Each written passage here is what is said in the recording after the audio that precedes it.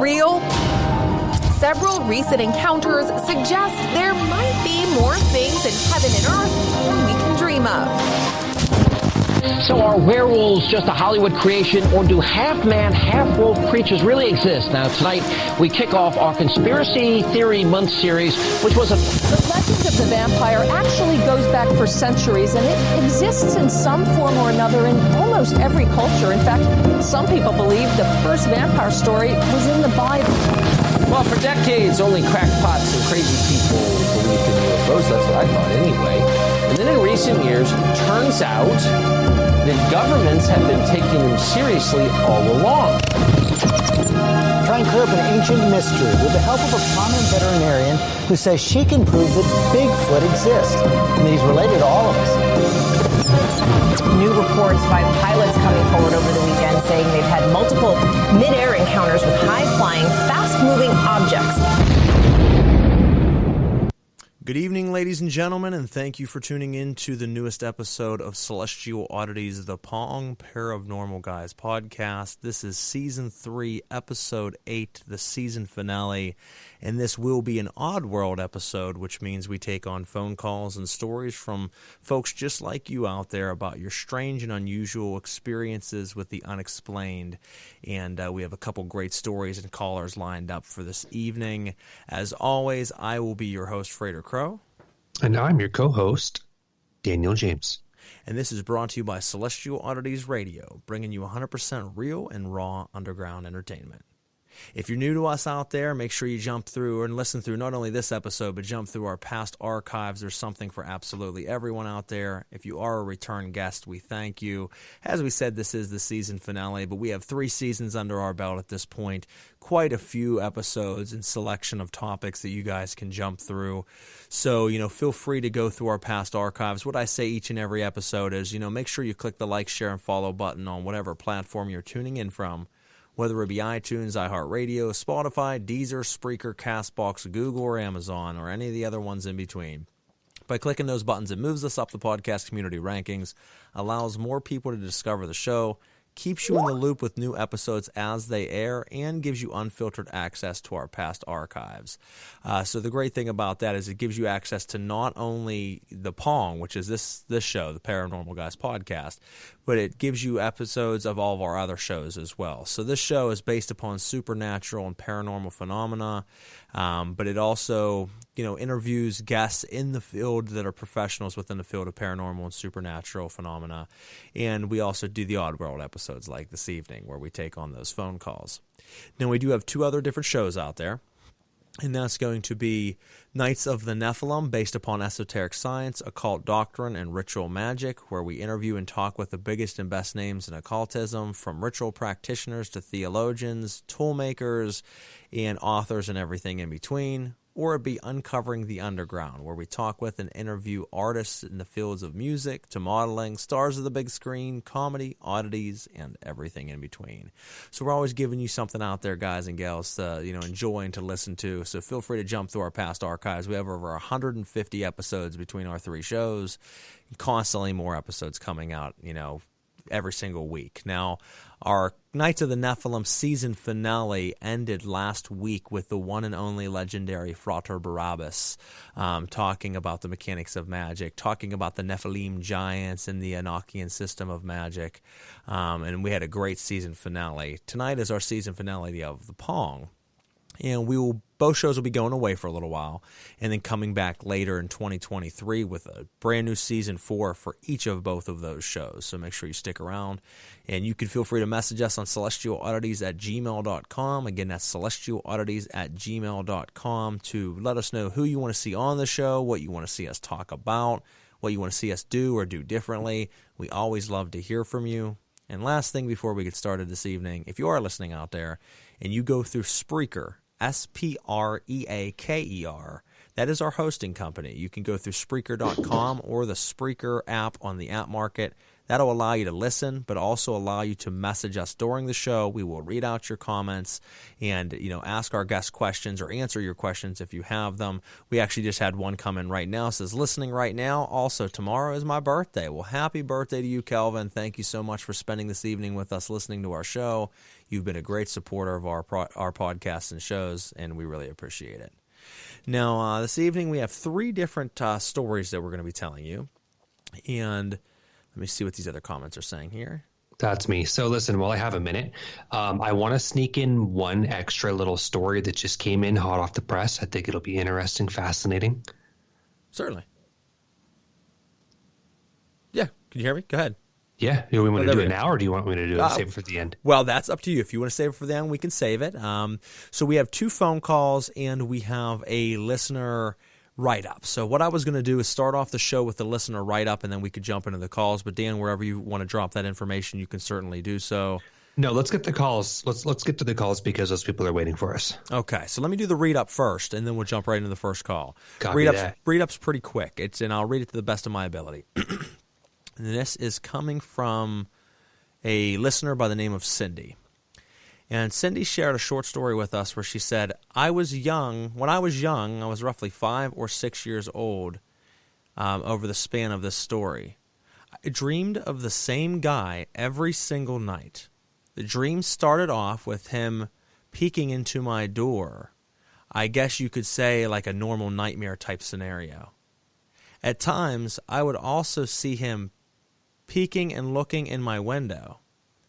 After a while, the dreams would change, and every now and then he would walk into the room and walk back out.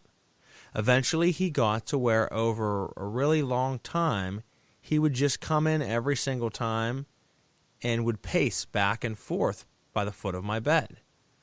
The last dream I had of him when I was a kid, he, instead of just passing by and walking back and forth, stopped, turned his whole body and looked at me. Every dream was accompanied by sleep paralysis, including this one. I floated up and was upright facing towards him, and he lunged at me, and I woke up. Later in life, in the 90s, I was roughly 14 or 15, and my cousin and I were getting into channeling. At one point, we were out in the woods doing our thing, and I got a flash of him lunging at me again, and at the same time, we both broke concentration because we both saw him. After we started talking about it and describing this old man with a blue dirty golf hat and his features, we realized we had both been dreaming of the same guy when we were both kids. His dreams were not the same as mine. His were him being around his elementary school. We did a little affirmation type chant together for him to never come to us again, and we were just teenagers that didn't know what we were really doing, but I haven't seen him since. Thanks. Very interesting to see that they had this, together, separately but together, that they were both experiencing the same vision of the same man in their dreams as a kid, and during a channeling session, both seen him again simultaneously, both snapped out of their channeling session, and then were able to compare notes that they were having the same occurrence, this revisitation from the same gentleman throughout their entire lives. What do you make of that, Dan? I've heard of similar stories to this, and oftentimes a little correlation to it that people don't really seem to consider, which I find to be a viable solution, is that when someone sees an entity like this, a man or a woman or a child in their dreams, especially if it's a shared experience where they're both sort of having the same visions, this is oftentimes a family member of some kind. And I don't like to assume right away that it is a negative, malevolent entity who's stalking them, harassing them, or trying to make them uncomfortable or siphon energy. But sometimes, the language of spirit is distorted and it's confused and maybe indirect, and oftentimes speaks in metaphor and symbolism, which can be confusing if you don't understand that language. And I often think that it is in some way, shape, or form a type of family member trying to make contact, whether this is somebody that didn't incarnate with them in this lifetime, or maybe it's somebody who passed away before they had a chance to meet in person in this life, but it's somebody who maybe travels with those two from the spirit realm. I mean, that's more of a positive way to look at it. No, very well could. I mean, I'd have to think that there's some type of correlation that if they were both like brother and sister having this experience, that would be one thing where you could say it's associated with the dwelling or the home. To be cousins of one another, both experiencing this person in their dreams and during their channeling sessions, there has to be some type of common link why he would be in more than one member of the family's experiences. So I agree with you. I think that there's a very good possibility that it is someone in their family, whether distantly as far as far-off relative or distantly as in the far-off past. But there must be some type of correlation with, the family itself. Or the other takeaway you could have is, I don't know how close these two are to one another, but if the cousin was constantly over at Cindy's home, it could be that for some reason it was just appearing to the children that were visiting that home because they were more perceptible or receptive to seeing this individual. So that could also be another indication. I agree. Now, I'm trying to pull up right now. So we have an interesting story. I don't know anything about the second story. The only thing I was told about the second story is that it's concerning a Wendigo. And I'm interested to hear it. Now, I'm trying to pull up the guest, and it doesn't seem to be pulling up properly, but I'm going to try it again here in a moment. Let's try it again now. I just got a different one. I love stories about the Wendigo because there's literally hundreds, if not thousands, throughout the United States, more specifically the East Coast and the inland eastern bordering states. A lot about this creature. Well, let's hear about it. Let's try to give her a call. This is coming to us from a listener by the name of Tara. Let's see if we can add her on.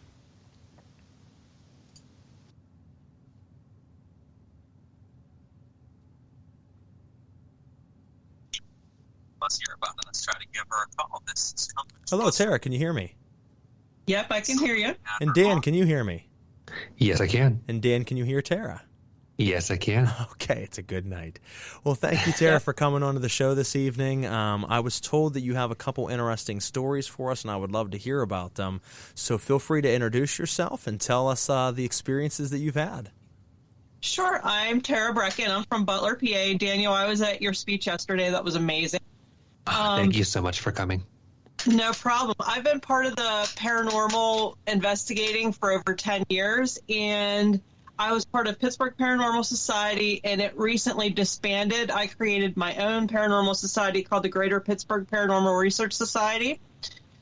We outgrew the Pittsburgh area and the Butler area, so we kind of melded it. So when I was part of the Pittsburgh Paranormal Society, we went over to Prospect Place over in Ohio, and it was part of the Underground Railroad.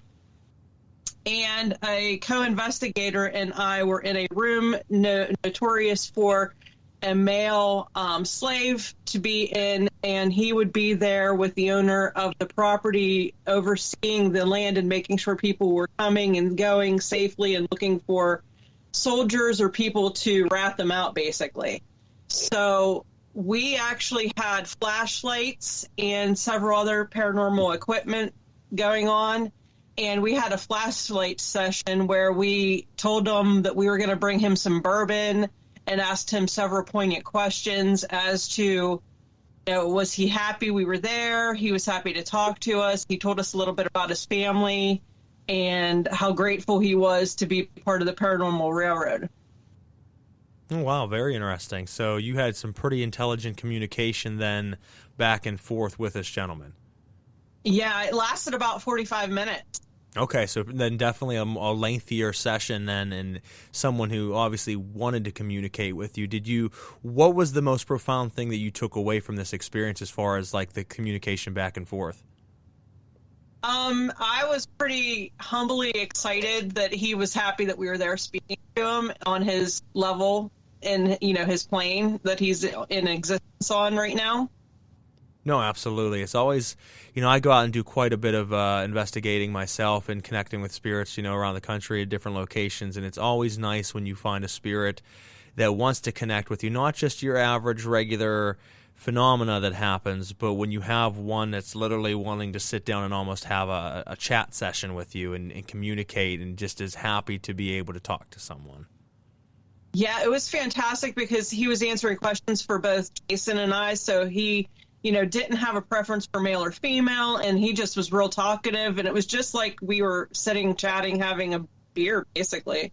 Oh, that's awesome. That's the experiences you want to have at these type of locations. Is you really want to have someone that steps forward and says, "Hey, I'm not just going to knock on something or make a couple sounds and mess with you. I'm here to actually talk." Right, exactly. So yeah, it was profound. The second experience I had, and I don't know if you gentlemen know anything about Blue Mist Road. Are you from the Pittsburgh area? We are, and I do actually know about Blue Mist. Okay, so there's a remnants of a house. I don't know if you've ever hiked back that far or not. So we actually, a friend of mine, Mike Bowser, we call him Mikey B, he was a part of my paranormal group that we had a little while back. Now, he's now a part of a group called Bump in the Night Society, but he actually had done some investigating at Blue Mist, and so long story short, the house we were really curious about because they talk about it being a house of a witch at one point in time that lived in the woods. He was able to contact one of the government officials and actually get blueprints from the county and from the local municipality to look up this lot and try to find more information. And if I remember correctly, he did an entire write-up on this. It was very nice. And they do not show this house being on any official plans of the county or of the municipality, which normally you would have to go through them to be able to build on this land. Or they said it doesn't exist. So they actually don't. It could have at one point in time and got lost or something along those lines, but they have no record of what that house was, who it belonged to, or of it ever actually being built, though obviously, as we know, it is there. Yeah, exactly. I had taken my group, which also included my son and his girlfriend, to Blue Mist Road. We found the remnants of the house. It was the furthest back that I've ever been. And we were talking about the man that was rumored to have lived there at one point in time. And we discussed part of the histories of how the KKK were back there, and there was a hanging tree, and, how the man was supposedly crazy at one point in time and murdered his family and hid them underground in a septic system or a cistern. And we were discussing it, and all of a sudden my son screamed, "Mom, we need to go." And we started hearing these howls coming from the woods over by where we were by the hanging tree. Okay. And if you're familiar with that, I'm sure. Yeah. So, it's for the listeners that don't know, it's a really, really old decrepit tree that's barely hanging on. It's not alive anymore, but it's rumored that that's where they hung black individuals. And between there and where the little creek area is, we could hear the calls of something. And I grew up in the country, and I've never heard anything shriek like this before. And my son just said, "Mom, they are here. Let's go." And I'm like, "Guys, we need to go." So we got to our cars, and he's like, "Mom." And I said, "Yeah." Now, mind you, he was like 17, 18 years old, so it wasn't like he was a little kid. He said, "Mom, I saw these things." And I said, "Well, what are the things?" And he said they were on two legs, they had hooves, and their faces were like my deer head, Mom, because he has a deer head that he had bleached and everything because he wasn't able to save the actual head to mount it. So, he knew that it was the skull and the horns and everything. And he said they were after his girlfriend because she was like the most open out of all of us and the most innocent. And he said that they were talking back and forth because he could hear them and he could understand their language. And he said, Mom said they wanted his girlfriend, Ashlyn. And I said, John, what the heck are you talking about? I had never even heard of a Wendigo before. But we do have Native American in both of us, my son and I. So I'm not sure if he was inclined to that or if he's just on a different vibrational level where he can hear these things. So I wanted to hear what you guys thought of it because we actually had to look up what they were. Now, quick question before Dan jumps in, because I know he's eager to jump in on this one. Sure. Did your son actually use the term Wendigo whenever he said these things, or he didn't even know either what they were? He just knew that there was some type of deer-headed creature? It was a deer-headed creature. When we got home, we ended up Googling it. Gotcha. Okay, Dan, jump in on this one. Well, the Wendigo is a very, very popular, common, what we call cryptid in cryptozoology, with sightings all over the country. But as I was saying earlier, mostly in the East Coast and in inland eastern states, there's a lot of sightings of these over the last 100 years, and I think that they all vary in description, but they always have horns. They always stand upright.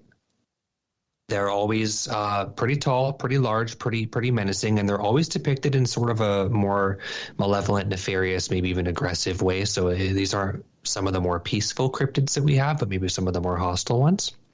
Mm-hmm. I've seen maybe 7 or 8 movies about them in pop culture and horror. I know that there's popular video games about them as well.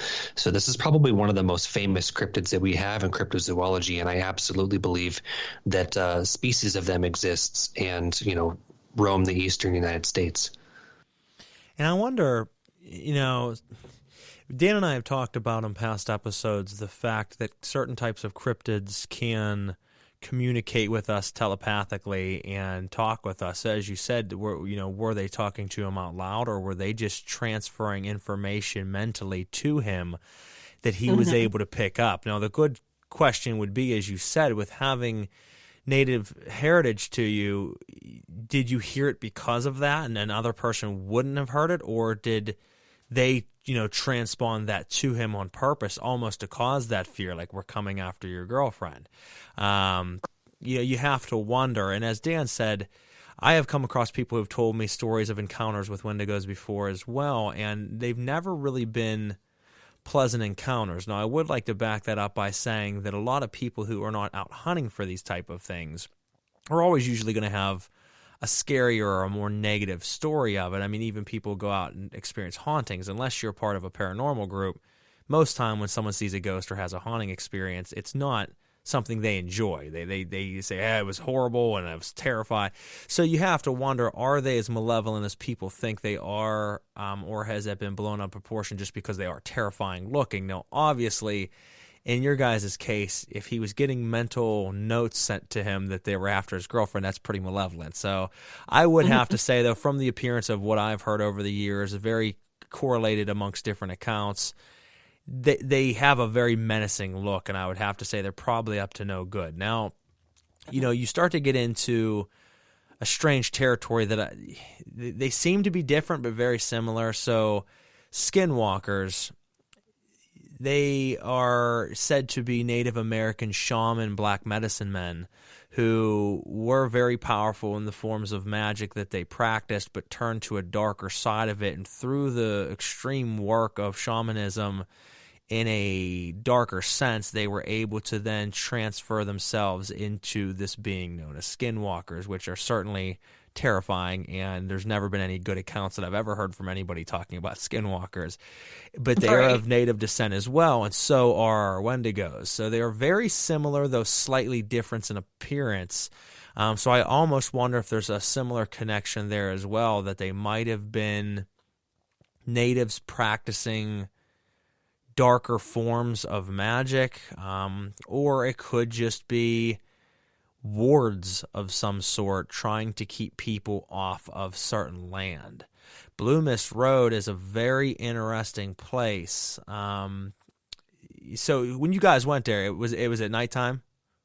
Yeah, well, we started in the day and ended in the late evening. Mm-hmm. Okay, so yeah, if you go there at night, the day it's not too bad. You walk through, it's still a little strange, but it's a nice place. But as it starts to get darker out, there's a very big change in feeling of the area. Now, people could say that about anywhere that's supposed to be spooky, but no, I've been to quite a few places. This one does have a very noticeable change in atmospheric pressure, and at night it can be especially terrifying. Now, I have never went there with a group. I've only ever gone there alone. And there was a goal of mine a couple years ago, and it never came to fruition. There was 3 different places that I had planned on spending a day or a weekend 100% by myself camping. One of them was a very special cemetery around Pittsburgh that no one really knows about. It's hidden and it's very, very old. Had some amazing experiences there during ritual. And second one was going to be Blue Mist Road, and I did go there for an evening. I didn't get a chance to stay. It started storming uncontrollably, and it just wasn't the right time. I didn't feel like getting crushed by a tree. So I did get out of there, and then the third was the Green Man Tunnels up above there. So, two awesome locations I got to spend time at. The third, I haven't got a chance to go back to Blue Mist, but the goal is to eventually go there for a day or two completely alone at night and perform ritual and see if I can actually bring these creatures forth. So I know a lot of people would say that's nuts, but if you said there's like a Wendigo there, I would actually like to bring it forward and meet it. Yeah. My own detriment or not. I was jealous. What's that? That's exactly how I would feel. One thing I want to piggyback here on the tail end of this is I am fascinated by these beings, and I do believe they exist. Absolutely. I wonder just to theorize with you guys. I wonder if by chance either maybe they're almost some sort of look at it like maybe you can summon them almost like a henchman in a sense, because I feel like they do travel in packs. I haven't been able to see a pattern in why they appear or where. And then a second idea is, what if they're just like earth elementals? That could be. I mean, there are different elemental spirits out there, and I mean, you have more spiritual elementals, but you do have. There is off chances that you can see elemental beings. A friend of mine, I think we've talked about it on the show before. He was a part of my label, Brutal Business, there for a while, and he sent me this picture from his, I think it was his uncle or his grandfather. It was their property on the other side of Pennsylvania, and he says, I know you're into all the paranormal and stuff, man. He says, can you tell me what you think of this picture? And I have it somewhere. I think it's on my old computer. I could drum it up and drop it in our Facebook page, or someone else can, since I don't have access to Facebook. I can do it. But he's like, check this out. This was taken at like 3 o'clock in the morning. He's like, on a trail cam that my uncle has up for deer, and there is a little tiny pygmy standing in the middle of the trail doing like the Dragon Ball Z, like Super Saiyan. Like he's like squeezing his fist, and he's muscular, and he's like looking at the sky. But I mean, it's phenomenal, man. It's a phenomenal picture. And I mean, this is a firsthand account where he says this isn't any bullshit story. He's like, this literally, my uncle showed me this and said, Fred, what the hell is this? He says, and I said, let me ask my buddy, and I wanted to get this over to you. And he sent it to me, and I've never seen anything like it. It is a tiny little, absolutely ripped, muscular man at 3 o'clock in the morning, but he's only like 2 feet tall, and he's definitely not a human. Yeah. So I do have to find that at some point and post that. We have communities of those little troll sort of goblin things, and I've seen one myself in Ambridge, Pennsylvania. Okay. Well, there's actually supposed to be a Blue Mist Road that we were just talking about. There's been several accounts of eyewitnesses saying that at nighttime, as it started to get dark, people that were there hiking or just hadn't got out of the woods yet or were going exploring for eerie and strange things, there was several accounts of people saying they actually seen pygmy-like creatures come out of those woods. And it's one of the reasons I wanted to bring this up, because several people had said that they'd seen these, like a whole clan of them, where they looked into the trees and one popped out and they're like, what the hell? And then they looked around, there's like 6 or 7 more standing. It's like that scene in the Labyrinth where she's inside that house and they're all poking their heads up. Exactly. Yeah, it is. So it's very interesting. I don't know what to make of that. I have been there. I've actually never encountered anything in Blue Mist, which is surprising, except for definitely feeling a presence of something. I do believe that there's some type of wormhole or doorway there to something. Cool. Sure. Now, I'm looking here. Okay. So, I do want to thank you, obviously, Tara, for coming on, sharing your input with us and your stories. It's always fascinating to hear everybody's experiences. Most everybody has one. Not everybody's willing to share it. So I'm, glad that you came on, especially for our season finale tonight, and allowed us to, hear your experiences. Thanks, guys. It was nice to be here. Absolutely. Thank you very much. Well, you have a wonderful rest of your night. Thank you so much for coming on. Take care. Bye-bye, guys. Goodbye. No, that's very interesting, Jan. So like I said, there's a lot of lore that comes from Blue Mist Road. Very strange area. Like I said, as it starts to get dark, it does take on like a very, very peculiar feel. And like I said, the vibe changes. Yeah, the vibe changes. You can tell like something happens, and it's just so interesting that there has been so much, lore come from there, from pygmies to obviously tonight Wendigos to, dark evil spirits. Now, like I said, and I'd have to find the link, and I'll have to look for that at some point too. Michael Bowser had wrote up an article on it, and he did his due diligence where he did contact a politician and got in contact with people that had, the records of this township, and had them look up this specific parcel to say who lived there and can we find out who that name was. Were they involved with witchcraft? Really deep dive, and that's what he was good for, and that's why I brought him onto the team, because that's his specialty. And they didn't have any records of this house, but it's a straight firm structure, like a basement type structure, what's left of this home. So it wasn't just like a shanty. It was someone built an actual house in the woods. Went through great lengths to build a house that apparently doesn't exist. It's pretty cool, man. I mean, living in the area, I'm obviously not from PA, Western PA, but living here, I'd never heard of it. So yeah, definitely not too far away either. Well, from us now, it would be. From where I used to live, it was right up the road. I mean, it's like Dead Man Hollow. Dead Man Hollow was where we filmed the final scene of our documentary, and that is a very eerie place as well. Strange. Several people found drowned in that pond. No one knows. Oh, that's right. You told me about that. Yeah, very interesting place as well. So there's some strange places in Pennsylvania. Now let's see if we can. Excuse me. See if we can add another caller. So apparently we have someone that jumped in and says they want to be on the show, but I'm trying to see if I can get them on. There we go. Let's see if I can find this individual. The name's coming up crazy as hell, so hopefully I can figure it out.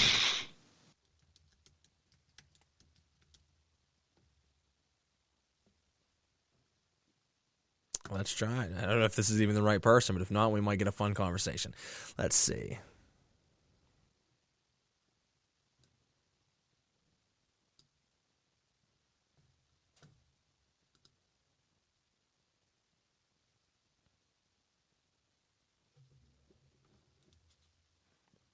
And we're waiting for anybody listening out there saying, wait a second, it went silent. We're waiting to see if this individual answers.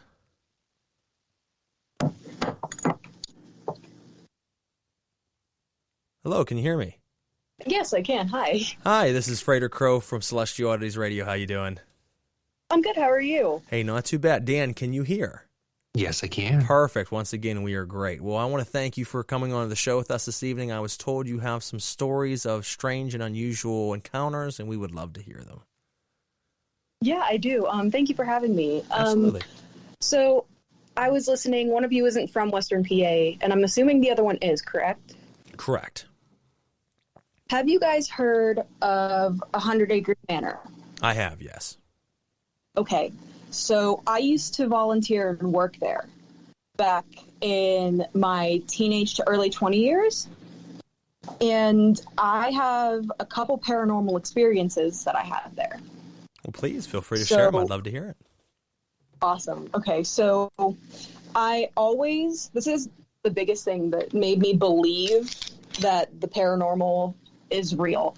And 100 Acres Manor is in Bethel Park, PA, and it used to be a segregated swimming pool. And there were rumors that 3 children, I believe, were killed in the pool. And I don't know if they were drowned or they were just murdered, but they were killed. And 100 Acres Manor is built on top of that pool.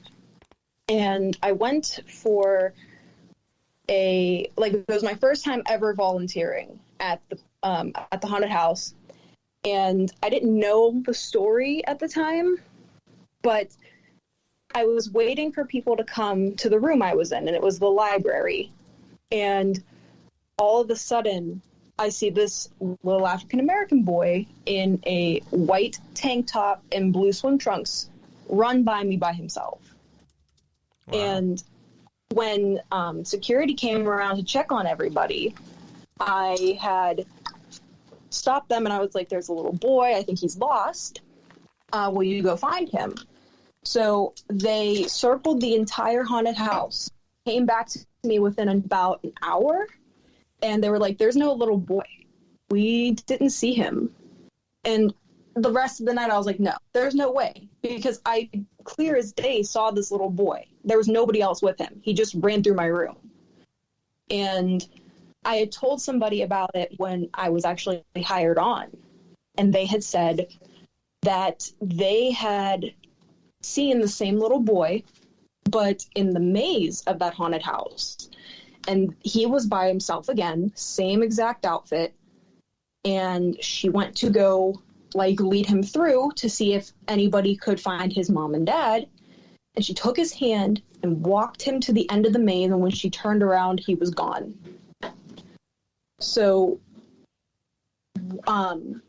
apparently I think he's the only one that roams the area. But, there are two little kids in the actual pool area where they have the water witch and the voodoo area, and they will play with you. They'll sit there and they'll play with your hair, and they'll push you and they'll touch you. And I had them move my hair the one night I was working in the little alligator for the voodoo area, and I got freaked out because I had my hair in a bun and it wasn't touching the black curtain that was covering me, and I kept feeling it being tugged and flipped. And I told somebody I had to leave, and I sat there, and I was like, okay, this is weird. And I talked to a woman who was taking a break for a little bit, and I was like, hey, your area is the water, the water pool. And she was like, yeah. And I said, are there any ghosts down there? And she said, yeah, I can see them, and they play with me all the time. They're just two little kids. They're very innocent. They always greet me when I come down here. So then we learned about the other two kids I learned about them from her. And the last experience that I have is that the latest installment they did, they took out the manor and they put in a London setting. And the London setting, I was in the town, and it was very, very plagued. It had a lot to do with plague doctors and the Black Plague and all that stuff. And one night I had a veil on, and my veil just came flying off. And there was no wind. There was nobody else was with me. And my friend who was security at that time and checking on all the actors, I called her over and I was like, hey, my veil flew off. And she goes, no, there's people hiding behind here usually just trying to scare all the actors. And I said, there's nobody behind here. I don't hear anything. And she left, and she was like, okay, well, I'll come back and check on you. She left. I put my veil back on, kept acting. It was slow, flew off again. And at this point, I'm freaking out. So I tell her, I said, I can't do this anymore. I was like, something is here. Something is bothering me. I don't know if it likes me or not. And I went home that night. The next night I tried again, thinking it was just something weird. And the next night I was with somebody else because I was a little scared. And I was getting nails. It felt like somebody was scratching me and poking me and pinching me down my neck, and it was hot. And it wouldn't stop. And every time I felt it, I would turn to this girl and I told her, I was like, listen, I do not like I don't like this. I don't like how I'm feeling. Do you feel it? And she said, no, I don't. So after that is when I quit, because I didn't, at the time, I wasn't as into my spirituality and the paranormal as I am now. And I was totally freaked out by it. But we learned that there's one door in the haunted house, and it's in the dog room. And it can only be opened by 2 people. One person now lives in Michigan, and he used to run the whole place. The other woman I haven't heard from in a long time. She was the one I told you could see the children in the pool. There's a poltergeist that lives in that room too, and I think it has something to do with the door not being able to open. But the gentleman who lives in Michigan now wouldn't believe anybody. He didn't believe the horror stories. So anytime we would come to him, he was very skeptical. But those definitely got me more so into believing that I had experienced something that I don't think anybody else would have. Like, if I would have told my friends, they probably, at the time, they wouldn't have believed me. But the people that I was friends with at the haunted house believed me 100%. Well, what I've noticed over time is there's a lot of stories, or, there's a lot of correlation with hauntings happening at obviously hospitals and prisons and sanatoriums and sanitariums, all these places of great energy and sorrow. Now, what you don't hear people talk about, but I've certainly known for years now, is one area that is always often visited by spiritual activity is actually Halloween attractions and haunted homes. Yes. The reason I believe that this is the case is that they can easily show themselves, not necessarily in a sense where like the lady would talk with them openly, so that's a case where they're willing to connect, but they can walk down a hallway and let you see them and then vanish, and then the average person there is going to say, did I see that? Is that a part of the attraction? Is it not?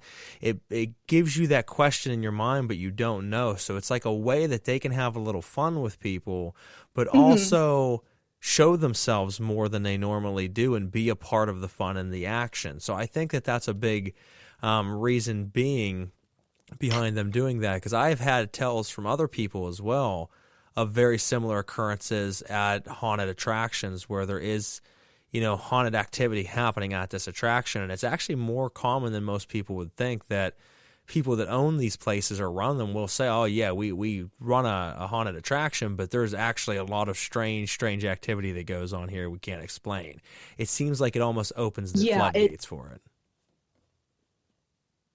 It does. It's weird. And I did notice that too, because I knew that it wasn't the attraction. Like, it just, something was off when I saw a lone child. You know what I mean?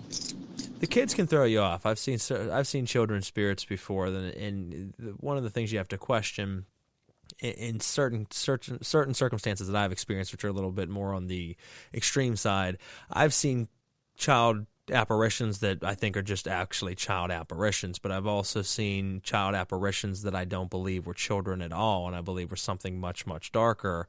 These were at locations specifically known for demonic activity, and I know for people listening out there, I have to delineate, not demonic, but demonic, actually dark, parasitic type of entities that do feed off of humankind. And there's an experience of, and I was talking to a buddy about it earlier today, ironically enough, because this happened years ago. But there's a specific location in Ohio that I've had profound experiences in. And there's a very dark entity there that is not human that poses as a little girl. And she often will interact with a lot of people. She'll show herself as a little girl, but she is certainly not a little girl. Wow.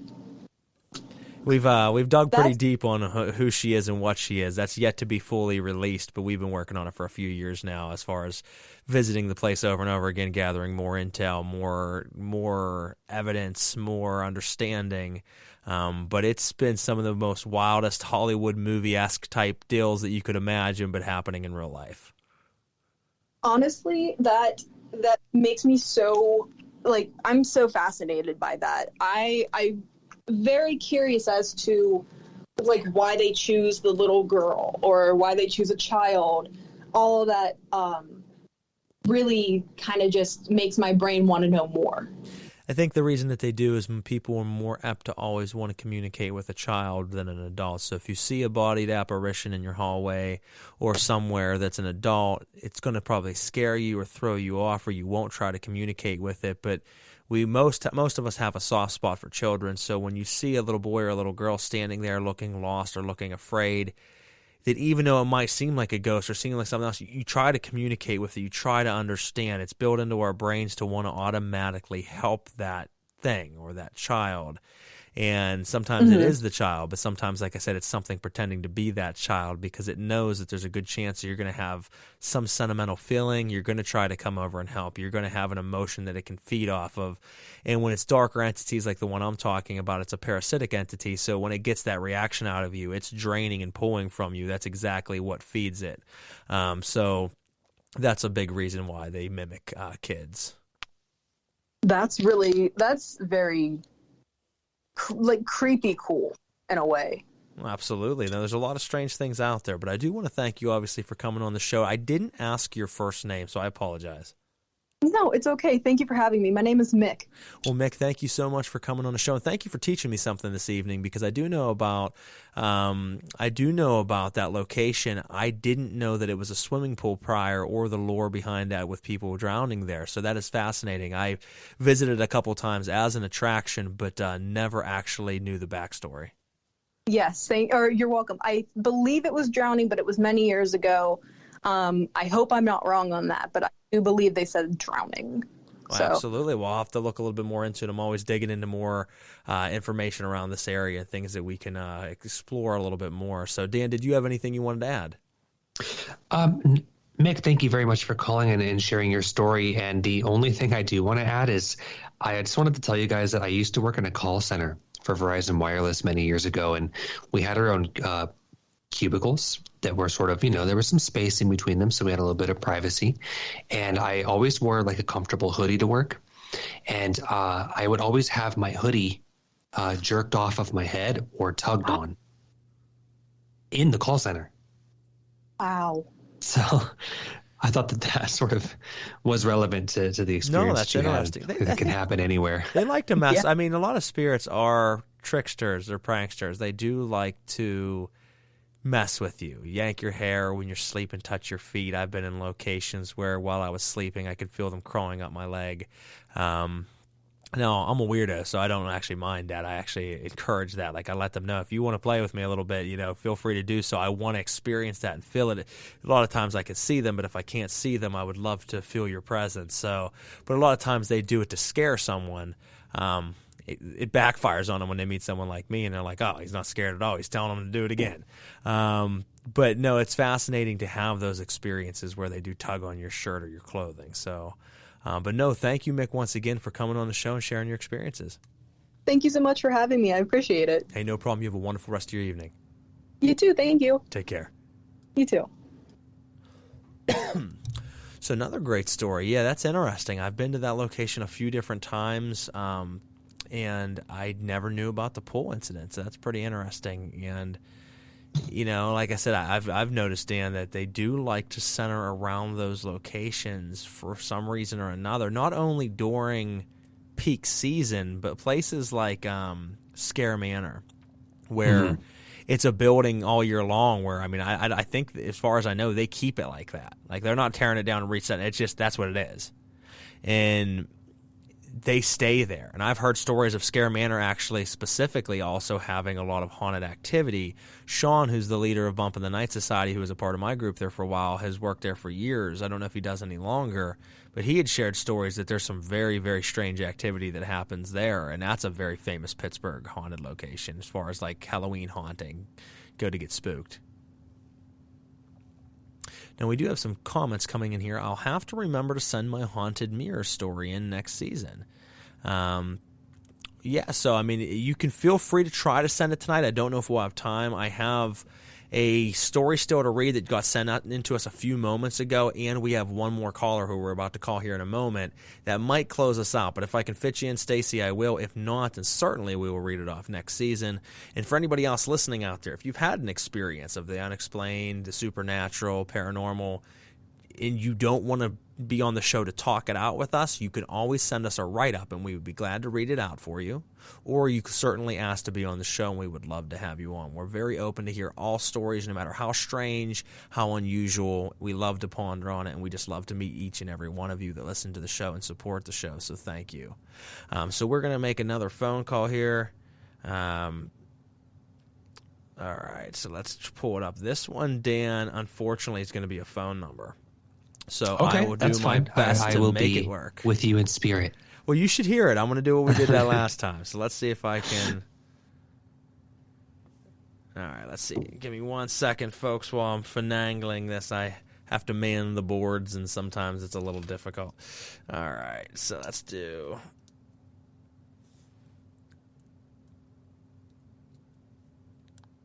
Okay. And Dan, while I'm doing this, just to kind of fill in the time so people aren't silent, we're not sitting in silence right now. After this phone call, I do have one more story to read off. I haven't even got a chance to read it. It just was sent to me. Do you want me to read that and then you give your news, or do you want to give your news and then me to read that? Yeah, I'll close it out. Okay.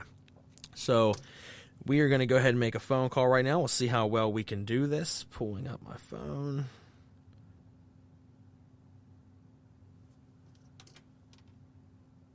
All right, let's try it out.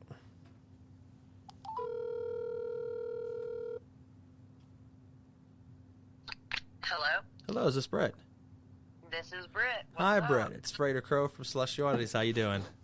I'm good. How are you? Not too bad. Dan, can you hear Brett? Yes. Hi, Dan. And Brett, hey. Can you hear Dan? Hello. Hear Dan, but he is with me in spirit. Okay, so let's do it this way. I'm going to finagle this a little bit. Wait, that sounded like Dan. Was that Dan talking? Yes. Can you hear him now? Yes, I can. Okay, I just have to do this in a very strange way, but we're going to make it work. Okay. I know. I'm so sorry. I couldn't get Skype to work. You're not the first person to tell me that, so I'm going to work on that for next season and try to get something else going on with this. But so feel free to introduce yourself and tell us the experiences that you've had. Okay. My name's Brittany Savage. I've been a practicing witch for 20 years now. My best friend's Natasha, who runs Little Shop of Lilith, and that is where two of my stories that I have for you are going to come from. They happened at the shop. One day, we were actually sitting at our intuitive class course that we had going on, and all of a sudden, I don't know, the energy shifted, and a couple people even felt the energy shift because, well, I might sound crazy, but I'm on this radio show, but I can see dead people, okay? I can talk to them, chit-chat, whatever. So this man, actually, I'm just getting ahead of myself. So this one girl, Sarah, she's on the floor, and she's like, I just got really cold. And then I looked up, and there was this guy just standing there, and he looked like just an everyday person, but I knew he wasn't, obviously. And he was telling me about his life, about his children, about his wife, his dogs. It was very emotional.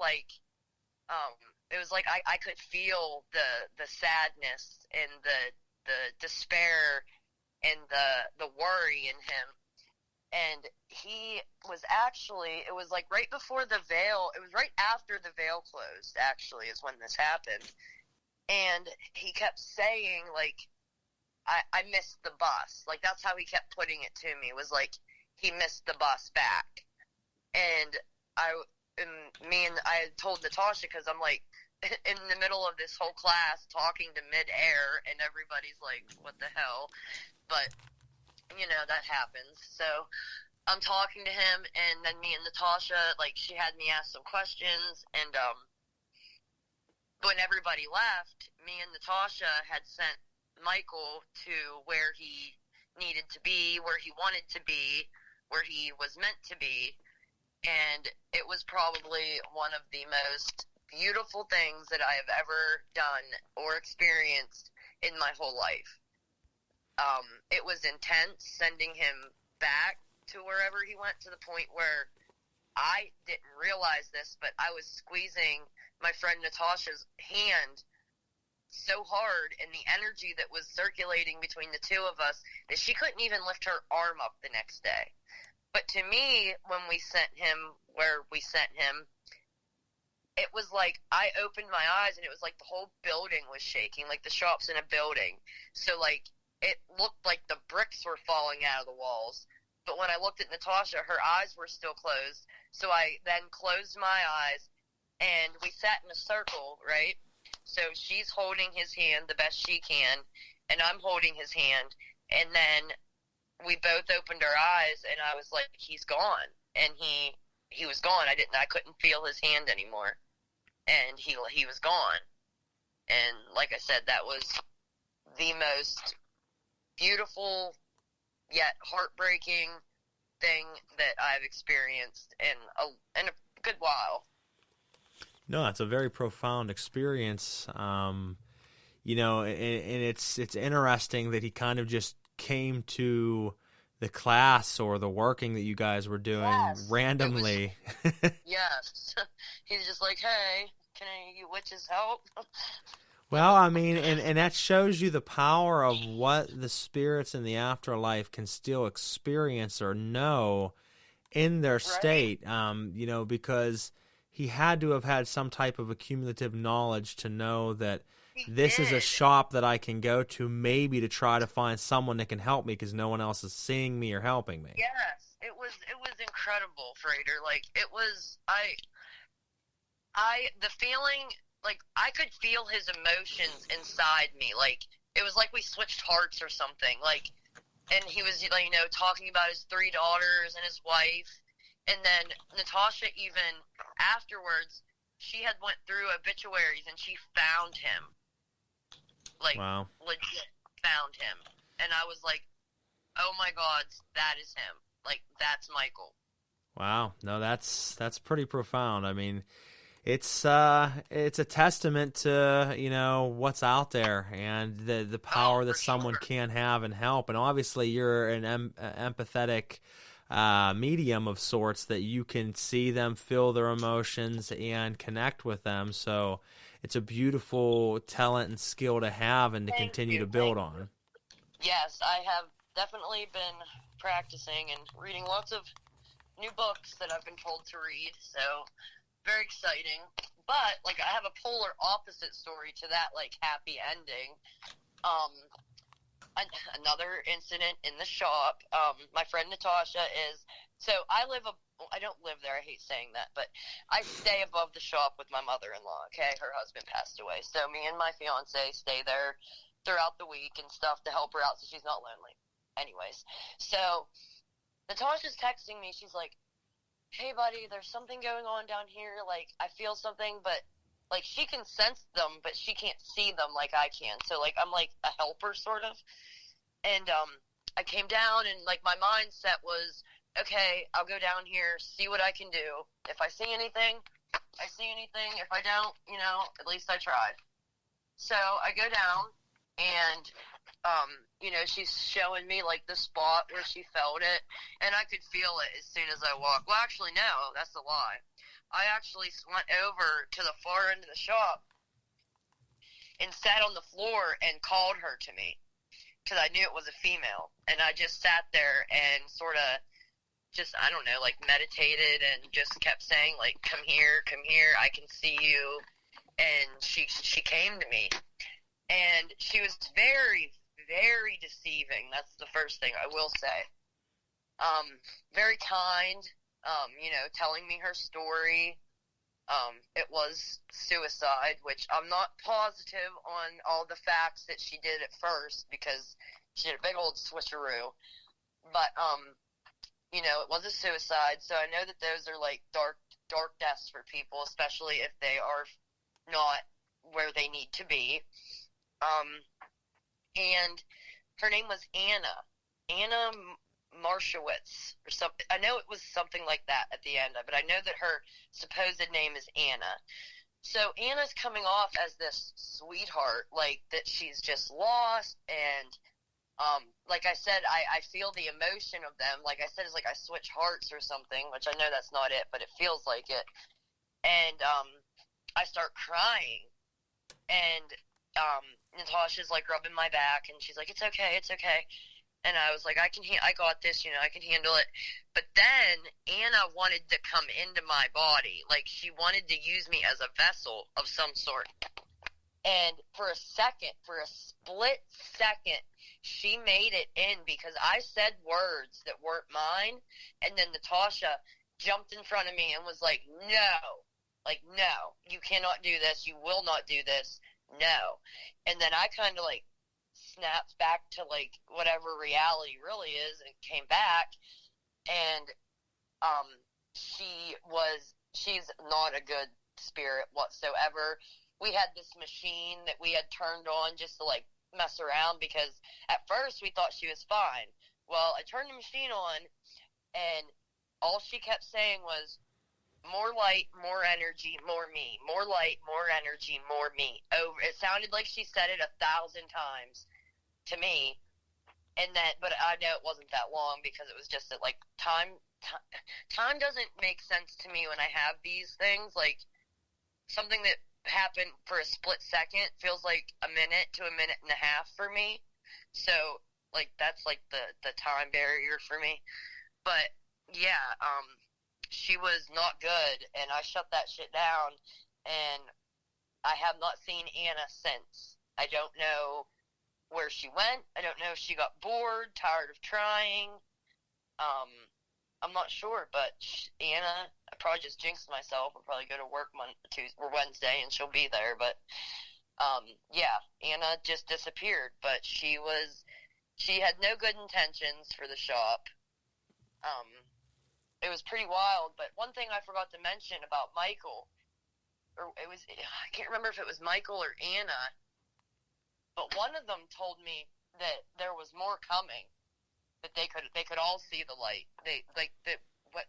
Something happened in the shop that I'm not sure what we did, but a light. It was Anna. It was Anna. I'm sorry, I'm all over the place. It was Anna because when we sent Michael back, she brought Michael up to me, which is why I thought she was a good good spirit at first, because she said, we seen the light, and the only light that me and my friend Natasha could think of was the light that we shot good old Michael through, and she was like, there's more coming. Like, pretty much, I'm guessing what she meant was we opened up a portal of some sorts, but we haven't had much activity since then. Not like no activity, but no visual activity for me on my part. Well, yeah. Well, I think that, what happens oftentimes is once you do help a spirit in the way that you guys had helped Michael, yes, they will come, more will come, because there are a lot out there, and there are a lot out there looking for answers, wanting to be seen, wanting to be heard. Now, that will attract more and more, both good and bad. Now, with Anna, you could say that she is of a darker nature because you felt more of the feelings than I can say just off of hearing the recollection of it. But what I would say is her looking for energy might not necessarily be a bad thing. Her looking for energy could be that she's now come into contact with someone that can see her, that's able to experience her emotions, but she still feels so faint of a former version of herself that she was hoping to power up further with something to be able to talk to you better, because for them to even speak to you, show themselves, it's a lot of energy.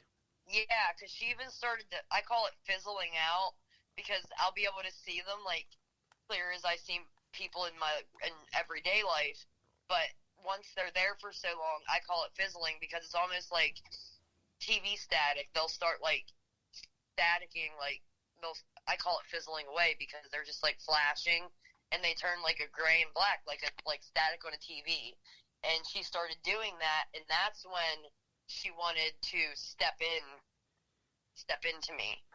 Well, and that allows them to be able to do it easier without, when they're a disembodied spirit, they have to use quite a bit of energy to be able to talk and communicate with someone. Whenever they step into a vessel, they can help use your energy to be able to do it. Now, the thing I would tell you is that is classic metaphysical parapsychology in the form of channeling. That is channeling. There's a lot of people say, what's the difference between channeling and mediumship? And they're very similar in ways, but they are certainly different. A medium is going to tell you, I sense your grandfather's here, he's talking of this or that. Channeling is where they can come in through you and speak through you, and it's not something necessarily for you to be scared of. It can be very scary. I know saying that to someone, hey, you shouldn't be scared of this, and you're like, yeah, right. But if you have the... spoke a lot about the channeling, and it was so weird because it was not long after he had talked about it that she had tried to do that to me, and I just wasn't ready for that step, I don't think. Yeah, you have to make sure that you feel ready for it, and you got to remember that you keep control, and if you get to a point that you don't want the spirit there, you can actually forcefully eject that spirit out. But the first time you give yourself over to that spirit and let them use you as a conduit, it'll be a very, very profound experience for you because they will speak through you, and you probably won't remember a lot of it. And that's why if you do channeling sessions, it's good to actually stick up a voice recorder, whether you're doing them... when I'm practicing channeling, I video record myself. Yeah, it's a good thing to do because when you do get into those parts where, it is definitely them speaking through you, you probably won't remember a lot of it, but you can go back and listen to it and say, oh, wow, they gave me a bunch of information of who they are and how I can help them, and I don't even remember it, and that can help you. Yes, definitely. Thanks, Garrett. That means a lot. No problem. Good advice. Well, yeah, you just work your way up to it, but I definitely think it's not something to shy away from. You have a special gift, and I think that you should probably hone in on it and allow... There's going to be a time where you're going to have to allow that step to happen and allow one of them to use you as a conduit to speak. And I feel like in the past couple months, I've been doing a lot of research on, oh my goodness, I get the word, on channeling, and I think I can do it. I don't want to be at the part where I think I can do it. I want to be like, I know I can do this, but I'm getting there. So what you need to do, and then I'll let Dan jump in because I know he probably has some things he'd like to add, but what you need to do is you need to go to your regular mind state of meditation. So when you're in your mind state of meditation and you're very comfortable, you're very grounded, then what you need to do is to just out loud say to anyone that's listening, I am reaching out to any spirit of a peaceful nature in my vicinity that would like to communicate. I am giving myself as a vessel to allow you to speak through, and feel free to do so. And then allow yourself, and the step that you want to do is to see yourself either walking further down a trail, further and further down a mountainside, deeper and darker, or you can do what a lot of channelers do, and you can use a ladder where you're just crawling down this ladder step by step downwards into a misty abyss. And as you're climbing further and further down, you're focusing on the ladder, and you say, allow the same things I just said. I'm allowing any spirit of a peaceful nature to channel through me.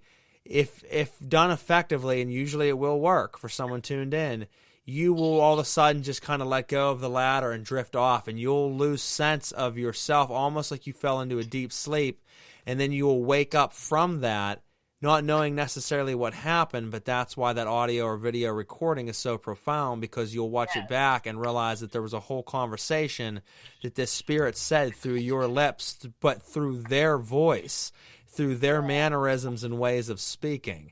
So a great... I have noticed watching them back, my mannerisms are completely different. Like, the way I articulate my words, my hand gestures, they all change. A great book for you to purchase and read would be Buckland's Book of Spiritual Communications by Raymond Buckland, a great writer. Raymond Buckland. It's called The Book of Spiritual Communications. It's a lengthy book, but it's a book specifically about the history of channeling and mediumship and parapsychology and phenomena. And he talks about the frauds in the field, but he also talks about the exercises that one can do specifically to enhance and build their channeling abilities. That is exactly what I'm looking for. I appreciate that. Absolutely. Great book, great author, and great occultist. So, Dan, would you like to jump in and ask Britt anything? Hey, Bray, can you hear me? I can hear you loud and clear, Daniel. Cool. So as you know, I am a channeler. I'm a trance channeler, so I actually go into an altered state to channel. And the only thing I wanted to tell you is that there is conscious channeling where you actually don't have to go into a full sort of self-hypnosis or an altered state the way that trance channels do, but you definitely can. Some people just have a little bit more of an innate ability to slip into that state and be a conduit for other entities who want to, use your physical vessel to speak. So I wanted to ask you if you feel more like a conscious channeler, or do you feel like you are going into an altered state, like a trance, like I would? Oh, I can hear you now. Like you would, okay. So Dan, repeat that last part. Repeat that last part of it, Dan, because it cut out a little bit. Daniel, so I apologize.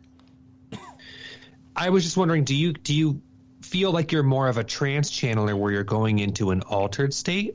Or do you feel like you're more of a conscious channeler where you just maybe go into a very light sort of meditation, but you're still conscious and aware, and you're letting these entities come through that way? I think we might have lost her, Dan. She was saying, I can't hear you again, and then all of a sudden she was gone. For anybody listening out there, like for next season and things, we're going to specifically find a new way to do these phone calls, because the phone calls themselves, and explain for anybody listening, the Skype all goes through one channel. It all works out good. But when you're doing a phone call, we haven't been able to find a way to connect it properly. So I have to have it on speakerphone, play it through my microphone so you guys hear the caller, and then when Dan wants to speak to her, I have to use my headphones and wrap them around the phone so that she hears him, and then as she responds, pull the phone away and stick it to the mic, and then pull it back. It is a major pain in the ass. But for some reason we lost her. She might be in a rough area where she wasn't able to hear. But that is a good point, because there's different forms. There's different forms of channeling, and the methods I had said, that would be for a deeper level of trance where you're going in. Now, I have done so not in the sense of channeling spirits of the deceased or the dead. I have done that for doing self-possession work through my rituals, and allowed actual entities or deities to possess me. And for anybody listening out there, I know that sounds very extreme, but this is actually a very common practice. You'll hear a lot of ooky spooky practitioners nowadays talk about stuff like, I do this or that. But no, this is actually a very ancient practice. This is nothing new. For people truly doing left-hand path workings to an adequate level, this is something that's been practiced for a long time, and even by other cultures and religions out there. The African diasporic traditions that stem from Africa, like Palamayombe and Kumbanda, and even Santeria and some of these other religions out there, self-possession and letting deities possess you is actually a huge part of the culture and the pantheon of what you do. But that's how I do it, is I go to a very deep level of trance where I am still cognizant, so it's not like I'm blacked out, but to a level where my active mind is no longer thinking of anything. It's solely honed in on the workings that I'm doing, but I let go of the control to let that happen and let the spirit know at this point I am open to allow you to take over. And it is a very interesting and extreme experience the first time you do it. And that's why I was telling Britt that there has to be that day that you just take that first step and just say, you know what, let's do it. If you don't like it, you never have to do it again. But if you do experience and say, wow, that was crazy, then you start to perfect that power and you can become a very profound channeler. Right. So I use a similar technique myself that I taught myself, where I go into an altered state, and I teach this also in my service called the Spirit Contact Protocol. Essentially what it is I break it down to a science where we have a couple straightforward brainwave frequencies, alpha, beta, theta, delta, gamma, and you can deliberately alter your brainwave frequencies through a series of visualizations. And I also use our 3D senses to anchor sort of the consciousness to go inward instead of being anchored on our 3D senses in our 3D world. And I put myself into a trance that way. And then when I channel, so you work with maybe, what are the entities you said you work with? The types? So I work with different entities. Usually it's more of a chthonic nature. So I'm working with daemon spirits. So it gets confusing when you go into that whole spiel because... But we'll say demons. So that's just say demons, yeah. I work with aliens. That's just my thing. And, so I taught myself how to do that. I can teach other people how to do it. But, Brad, if you're still listening, the only thing I was going to say is that many people have sort of an innate ability to channel consciously where they don't go into a trance, but they can do it while they're in like a sort of semi-altered state, but they're more or less still present consciously. And then the trance channeling state, which is what Frater and I do, I believe that it can be taught. It can be something that people can learn to do. So those are the two different techniques. And something you mentioned that I think a lot of people should look into, if you're listening out there, folks, brain hemispheric synchronization training, or what is called hemisync.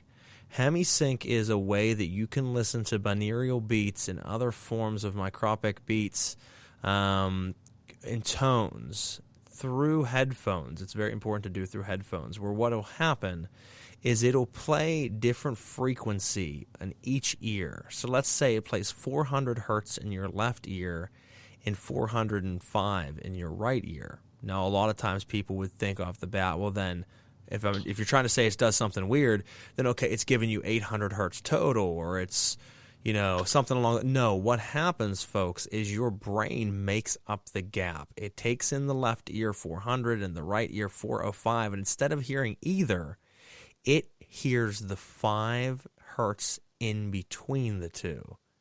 And it brings both hemispheres, the left and right of the brain, together in what is called hemispheric sync or hemisync. Why this is important is when you're doing alpha, beta, gamma, theta, and gamma, and I guess fuck that all up, but alpha, beta, theta, gamma, delta, when you're using these different types of frequencies, you can train your brain to different modes. Certain modes are better for sleep. Certain modes are better for cognitive awareness and focus. Certain modes are better for dreamlike states and transhypnagogic states. So there is training that is done, and you can do this to tap into very innate abilities that humans have available to them that they don't realize that they have available to them, whether that be astral projection, whether that be remote viewing, lucid dreaming, whether that actually be time manipulation. These things are not only able to be done, they have been done. This is not only coming from a kook like me who's talking about it on a paranormal show. This is coming from the CIA specifically. They released a very detailed document talking about hemisync and what it is able to do. And when you get to the highest levels of hemisync, you can travel to distant planes and lands, very advanced astral projection. And they talk about actually being able to travel back in time, and if you get even more advanced, to travel forward in time, where you can actually remote view linear time frames. And this is all done through training your brain through hemisync, and it's very very interesting. Yeah, it's awesome. I love it. Yeah, I've actually done a little of the training before. It is interesting, and it does have some very strange things that happen. So I did an exercise when I first started out with it, and I've done several now, but I listened to the exercise that was given for about an hour and a half. I let these tones play. It took me to a very deep trance state. It took me to a very strange level in my mind. When I took the headphones off afterwards, it was late in the evening by myself in my ritual chamber. I took my headphones off and I heard this like a jet engine next to me. And I'm looking around the room and I'm like, what the hell is that? And I felt like I was oscillating at such a high frequency. And I'm like, this is crazy. What it ended up being was the electricity coursing through just the electricity lines of my house. Normally something you don't hear or so used to that if you really listen, you can hear maybe a slight hum.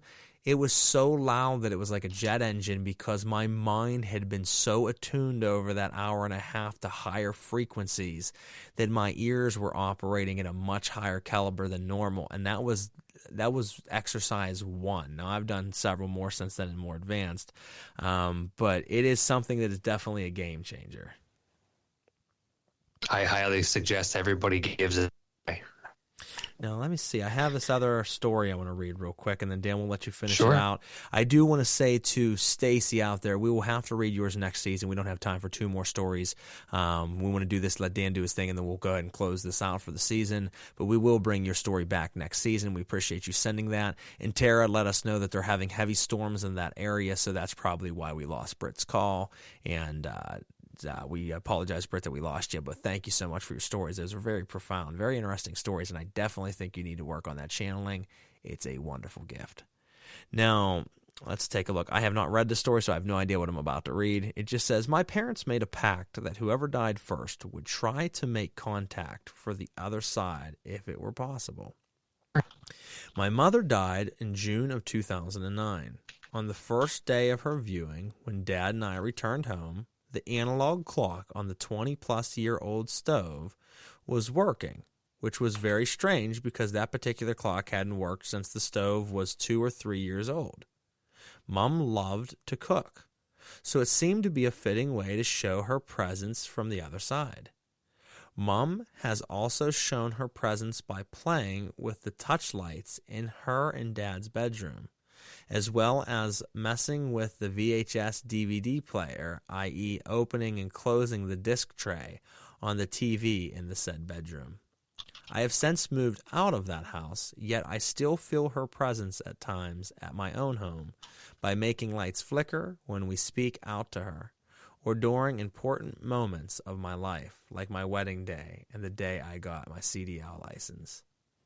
Well, that is very interesting and something that is very common, actually, but very profound nonetheless, that our loved ones are with us or can be with us. They're not always there. Some don't come back to talk to you. Some certainly will or stick around to do so, and we could get into that another time. There's deep levels of how that works, but if they do stick around and there's a piece of them still remaining here, they can communicate with you and oftentimes will. The difference, and Dan and I have talked about this, and I've been a big advocate for it, is a lot of people say they haven't experienced activity, but they haven't also asked for activity. A lot of times it's not just going to happen to you, but if you sit in your room at night in a dark room or even a candlelit room, you take several breaths and you allow yourself to calm down and ease your mind from the troubles of the day and the stresses of the day, and you sincerely want to speak to a spirit, and you say, just as I told Britt, if there's anyone here that would like to communicate with me, please come forward and do so now. I mean you no harm. I come with only respect. I would love to talk with you.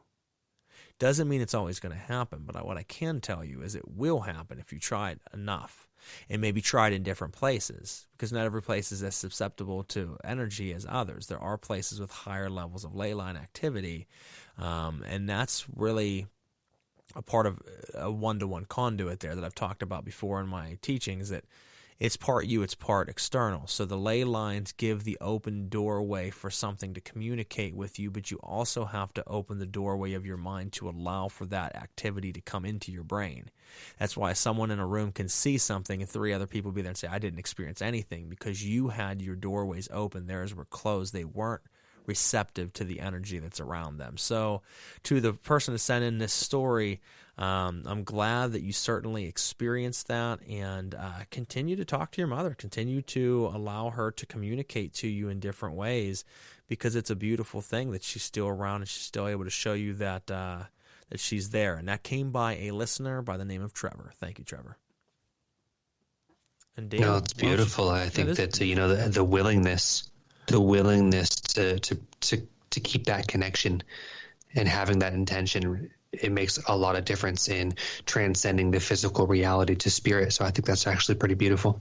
It is beautiful, and it's something that people should experience. I mean, I'm a big advocate for people experiencing paranormal phenomena, because once you experience it and understand it, it's not really paranormal anymore. It's just normal.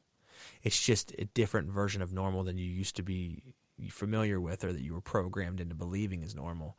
And it is a life changer. The first time you take someone out, and I've done it so many times now, and I'm like, hey, I know you're here right now. I can feel your presence. Do me a favor. My friend's never experienced any activity before and doesn't know what to believe. Can you just turn that flashlight on real quick to let me know you're here and let them know?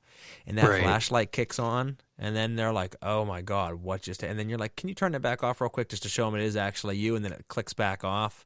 And that person's life's like changed forever. Now, that's only a minuscule side of it, but I mean, even that has a profound resonance with someone that experienced that and says, oh my God, I just watched a flashlight turn on and off on command by this guy who's connected to these spirits. And once you experience that, your life will never be the same again. You have to know that there are spirits around us, folks, at all times, everywhere. It's just whether or not your instrument, i.e. your brain, is tuned into the frequencies to experience them. And if you hone in on that, and you, just like any other muscle of your body, you work out and you get it loose and you get it stretched and you get it building and strengthening and growing, then you can do more things with it. And that's the biggest thing. We've been taught to not use our brain, just like the hemispheric synchronization that we talked about. This is a method of teaching your brain to do things that seem absolutely foreign and alien to human race. Oh, you can't go backwards in time and forward in time. Why is that? Only because you've been made to believe that's impossible, but it's actually very possible, especially when it's coming from our own government's released documents saying this is very possible and this has happened and we've helped people learn to do this, but we've shut down the programs, yada, yada. This is direct intel telling you this is happening, this can happen. It's just whether or not you take the steps to learn to do it, which is not easy, but nothing of great importance is. That's right. Now take it away, Dan. Tell us what it is you want to share with us. I'm anxious to know. Well, as we close out the season here, I do have a little theory that I want to share that my girlfriend, my partner, Lauren, gave to me the other day, which I found to be very fascinating. And then we will go ahead and lead it out. I have a couple announcements to make. And we will be so excited to see you guys on the next season. But before we end, ponder on this a moment. My girlfriend and I were talking about how we felt like time was speeding up, that the days were shorter. And that's not because it's getting darker earlier. That's not what I mean. But because it actually felt like there was less time, linear time in the day. So I work from home. I have several sort of jobs and hobbies and passions that I work on. And as I do work from home in my office for most of the day, I have a really good gauge and a sense of time. And I had been noticing really just since the beginning of the new year, to be honest, that I was losing time. The days were shorter. It was like midnight every single day, 7 days a week, much earlier than I felt like it should have been. And so when I told my girlfriend about this, she said that she felt the same thing, but that it wasn't that we were losing time. She said, found it to be very fascinating, what if it isn't that we're losing time or that time is speeding up, but what if the hours are shorter by about 10 minutes?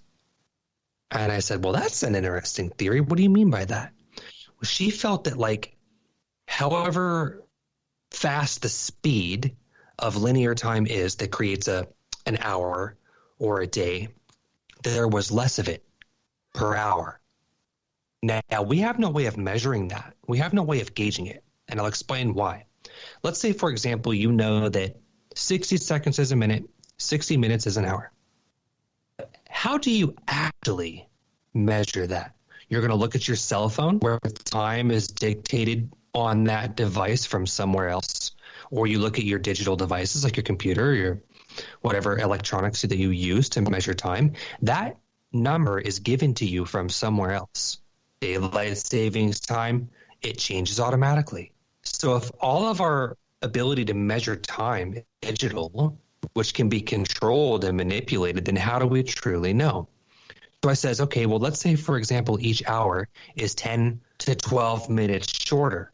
People wouldn't really notice that much if they have a 9 to 5 or if they have a busy life. They just might feel like the day is a little shorter, but they won't take notice of it because daylight savings, the days are shorter in the winter.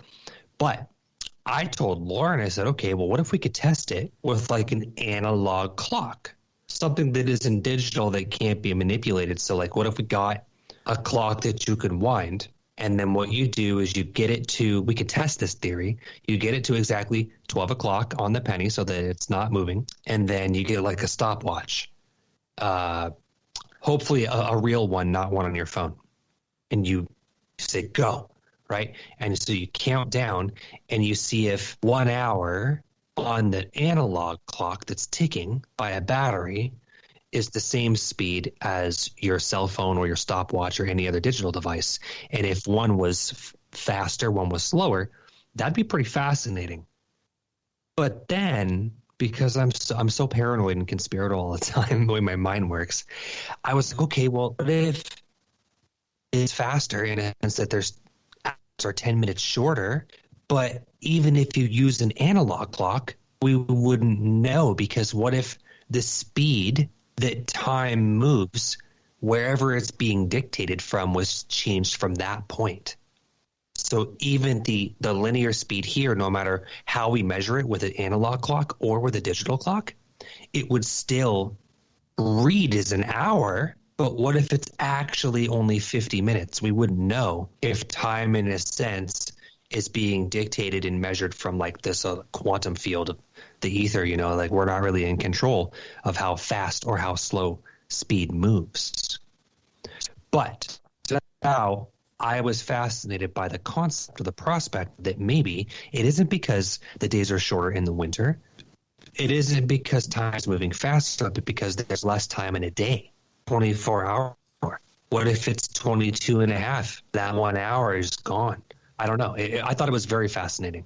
It's an interesting concept, that's for sure. I mean, you could look at it as, is time shortening, or is the consciousness of people rising over the last couple years causing a disturbance in the time continuum, because time is really an illusion to material beings like us. So as people raise in vibration, they're actually breaking the matrix of time itself, because time can seem to be speeding up because it's dissolving and it's getting to a level, how do I explain this? It's starting to have poke holes through it to the realm of no time, where time doesn't exist because it's eternal and it goes forever. So as you raise in vibration, you realize that time is only something that we trick ourselves into believing and doesn't actually exist. It does exist in the sense that our physical bodies will age, but we are endless beings that never age.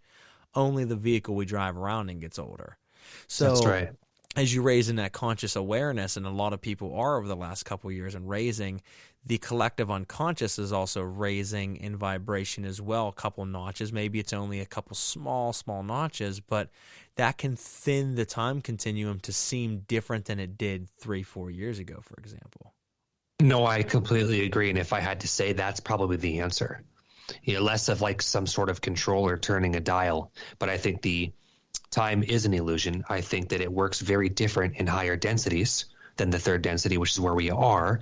And as the vibrational frequency of our consciousness expands and speeds up in the hertz value, then we're going to experience time dilation. We're going to experience slippages and missing time, the speeding up or maybe the slowing down. It's becoming more malleable to us because we're not as limited or bound by it. So I like that. Yeah, absolutely. I think it's a very big possibility. I mean, folks, if you're listening out there, you're already open to believing, or listening at least, to different theories and alternative beliefs and ideas. Continue to raise your awareness, continue to read and research, continue to dig down that rabbit hole as far as you can, because whether you believe in everything or you have questions on certain things, by continuing to do so or to practice or whatever your beliefs might be, you're going to raise your awareness. And by raising your awareness, you are changing yourself. You're changing the microcosm and also the macrocosm around you. And it'll change your objective and subjective realities. And by doing so, it not only changes yours, but it does have an effect on the collective unconscious and as a whole of humanity. And as the more we raise, the more we break barriers of what we've been told we are into what we actually are. So That's to right. end this season for myself, I know Dan has a few things he wanted to go over, but to end it for myself, just keep digging, folks. Keep reading, keep pushing, keep growing. It's a beautiful thing, and I want to thank each and every one of you for this season, for listening to us, for sharing us around, for joining us for your stories and writing into us. We are so privileged to be able to do 3 seasons with you guys, and we very much look forward to a 4th season later in 2023. And with that, I am finishing up for the night, but Dan, close us out with your last thoughts and last announcements. Thank you, brother. Couple announcements. Our good friend Natasha, who is the owner of Lil Shop of Lilith, who also works on our social media, she's going to be a special guest on my second podcast, That's So Meta, which will be here in early February. So on That's So Meta, it is a metaphysical podcast, and she will be a live guest where we have video on that as well. You can check that out, where we will be interviewing her. And then if anybody's interested in just, keeping in touch, following, my journey, you can look up my YouTube channel, which is just youtube.com/DanielJamesXIX, where I'll be giving you guys updates on my sci-fi movie I'm producing, putting out new episodes of That's So Meta every month, and whatever other vlogs and content that I have available. But you guys can keep in touch with us that way. And in closing, I want to express my gratitude for everybody that's called in this season and all of the listeners out there that sort of give us a platform to express ourselves and be ourselves. This is what Frater and I love doing, and we're both very grateful to have you as listeners. Thank you. Thank you so much, guys. Keep an eye out for upcoming news of the new season as we get a chance to get it all configured and ready to release. We'll let you know. If you need to get in contact with us, celestialoddities@gmail.com. Follow Dan's adventures and everything he's doing. I would tell you to follow mine, but you will not see from me until we come back with Season 3. I will be ghost until then, but I will be back. We love you guys, and we will see you for Season 4 of Celestial Oddities, the Paranormal Guys podcast. Have a great night.